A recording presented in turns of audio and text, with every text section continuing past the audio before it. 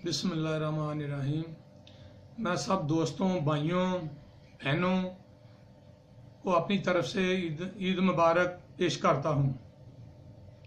और मैं सब दोस्तों, भाइयों, अपने शहर को मैं पैगाम देना चाहता हूँ कि आप बराए मेहरबानी करके पसरूर में गंदगी ना डालें।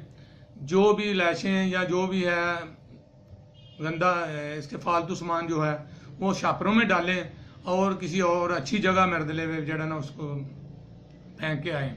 इसलिए ना तो बीमारी फैले और हमारे शहर की सफाई भी अच्छी होगी, तो शहर का जड़ा इंतजाम जड़ा ना मरदले अच्छे तरीके ना लोग जड़े ना मरदले होना चाहिए। और मैं सब लोगों, दोस्तों, भाइयों को सबको ये पैगाम देना चाहता हूँ, बराए मेहरबानी करके इस कुर्बानी में गरीबों का भी ख्याल रखें। फ्रिजों में ना गोश्त डालें।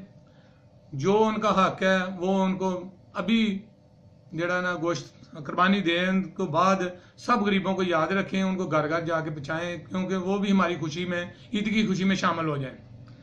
जी जज साहब, ऐसा भी होता है ना कि कुछ लोग ऐसे भी हैं, हमारे कुछ बहन भाई ऐसे भी हैं जो पूरा साल गोश्त नहीं खा पाते, तो उन तक अगर गोश्त पहुंचेगा तो वो मेरा ख्याल है कि बहुत बड़ी बात है। कुर्बानी तो तब भी होनी है जब गरीबों को मरदले में जो गरीब आदमी है उसको मरदले में जो गोश्त उसका हिस्सा है उससे बढ़कर देना चाहिए मरदले। ये तो नहीं घर में फ्रिजों में रख लें, फ्रीजर में फ्रीज कर लें तो खुद खाएं, तो गरीबों का ख्याल न रखें।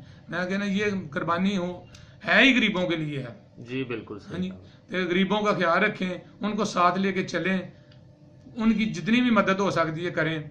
मैं अल्हम्दुलिल्लाह मैं अपना वादा करता हूँ इंशाअल्लाह जो भी होगा गरीबों के लिए इंशाअल्लाह पूरी कोशिश करेंगे, गरीबों के लिए जितना भी काम आ सके इंशाअल्लाह आएंगे। जी बहुत शुक्रिया जज साहब आपका।